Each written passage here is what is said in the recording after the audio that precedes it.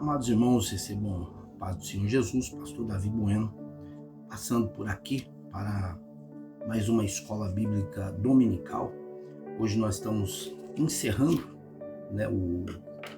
as lições desse primeiro trimestre. Nós estamos estudando as lições da revista da editora Betel, os discípulos de Jesus Cristo, crescendo em maturidade espiritual e vivendo a missão até a eternidade com Jesus Cristo. Lições estas que foram comentadas pelo pastor Eliel Araújo. Tá? E hoje nós vamos finalizar aqui com a lição de número 13, que vai ser ministrada nesse domingo, tá? Que tem como tema os discípulos de Cristo e a bem-aventurada esperança. Desejo a você que está chegando aí no nosso canal, conheça o nosso canal, se inscreva, deixe seu like, compartilhe. Isso é importante para nós, pois o YouTube entende que o nosso trabalho tem relevância e com isso alcançaremos mais pessoas com a propagação do Evangelho. E essa revista da editora Betel se encontra pelo site da própria editora Betel.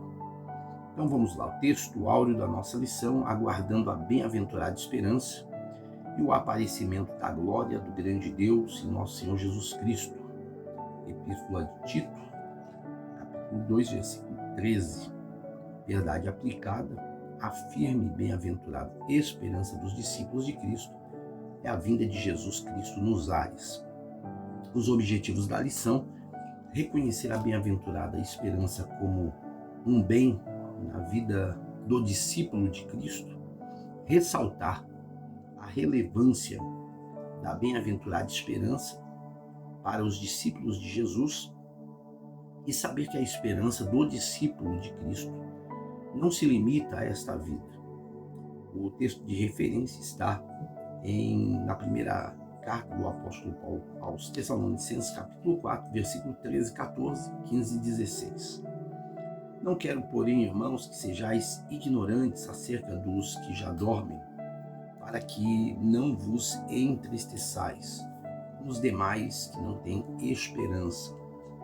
Porque se cremos que Jesus morreu e ressuscitou, assim também aos que em Jesus dormem, Deus os tornará a trazer com ele. Dizemo-vos, pois, isto pela palavra do Senhor, que nós, os que ficamos vivos para a vinda do Senhor, não precederemos os que dormem, porque o mesmo Senhor descerá do céu com alarido e com voz de arcanjo e com a trombeta de Deus, e os que morreram em Cristo ressuscitarão primeiro. Vamos ler ainda a introdução aqui, que diz que nesta lição veremos que a bendita esperança não era algo fantasioso, mas uma expectativa segura. A bendita esperança dos discípulos de Cristo, como revelado nas Escrituras, deve nos impulsionar a conservar firme a demonstração da nossa esperança, pois quem prometeu é fiel para cumprir. Então nós entendemos aqui sobre essa bendita esperança, e entendemos que é uma expectativa vindo da Bíblia segura. Então entendemos que ela não é uma ilusão religiosa e não é também um consolo emocional para dias difíceis. Ela é uma certeza fundamentada na fidelidade de Deus. O apóstolo Paulo, ele escreve a epístola a Tito e ele chama essa promessa de bendita esperança, apontando para algo glorioso, que é justamente a manifestação de nosso Senhor e Salvador Jesus Cristo.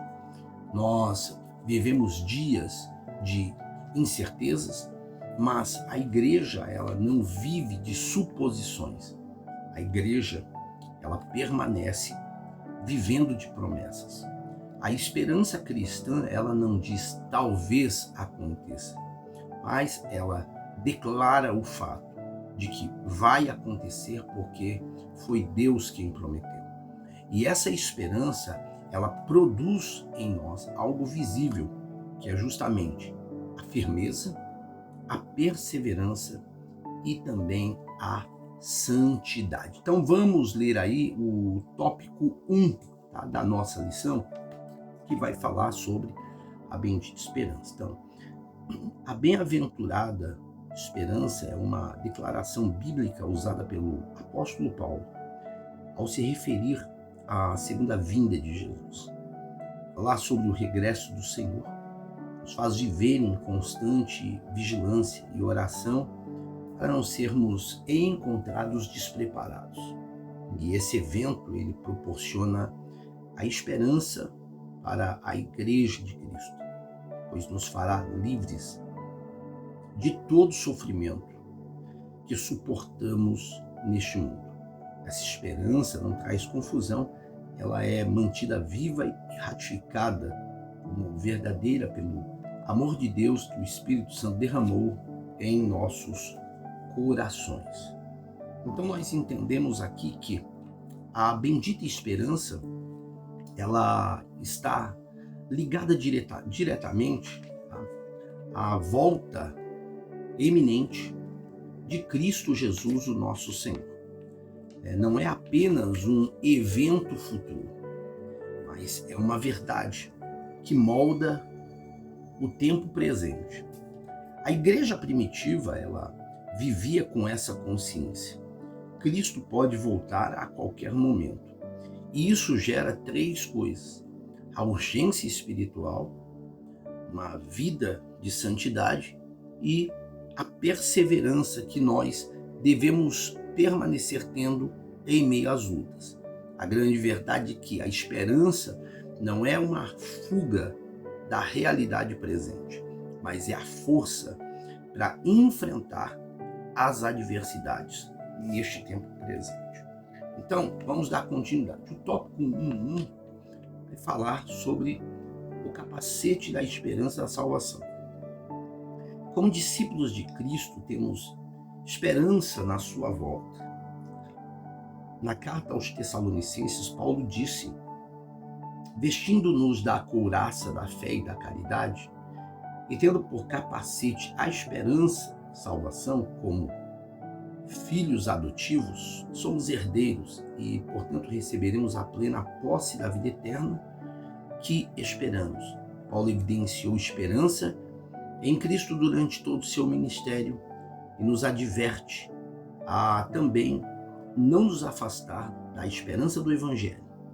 Se estamos em Cristo, estamos alicerçados na esperança da glória. Então, Paulo, ele ensina na primeira epístola aos Tessalonicenses que nós devemos nos vestir do capacete da esperança da salvação. O capacete, ele protege a mente, e isso revela algo poderoso para a nossa vida espiritual. A batalha, ela sempre se inicia, né? A batalha, ela sempre se inicia em nossos pensamentos. Sem esperança, a mente, ela é dominada pelo medo, pela ansiedade, pela dúvida e pelo desânimo. Mas quando a esperança da salvação, ela está firme, a mente permanece protegida. A fé, ela não é abalada. E o crente, ele não retrocede. Ou seja, ele não desiste da caminhada, da jornada cristã. A esperança, ela funciona como um escudo mental que sempre nos traz à memória que a nossa salvação, ela está garantida em Cristo Jesus, o nosso Senhor. Vamos lá para o tópico 1.2, que vai falar sobre a esperança da segunda vinda de Jesus. Jesus nos alertou a ficar atentos, porque não sabemos quando será a sua segunda vinda. O seu retorno desencadeará mudanças. Os que estiverem vivos se encontrarão nas nuvens, com os que vão ressuscitar, e encontrarão o Senhor nos ares. Paulo se refere a este acontecimento em relação aos vivos com a expressão seremos transformados. Então, vamos lá. A vinda ou a volta de Cristo, ela é o centro, podemos dizer assim, da bendita esperança. Jesus, ele prometeu isso claramente no Evangelho escrito pelo apóstolo João. Voltarei e vos levarei para mim mesmo. Então, isso não é simbólico, isto é literal. A igreja aguarda o retorno de Cristo, o encontro com Ele, a consumação da redenção. E essa esperança, entendemos que ela não é passiva. Ela exige um posicionamento daqueles que têm a esperança na volta de Cristo Jesus. Quem crê que Jesus voltará, permanecerá, vivendo em santidade, não negociando os princípios e permanecendo firme na fé.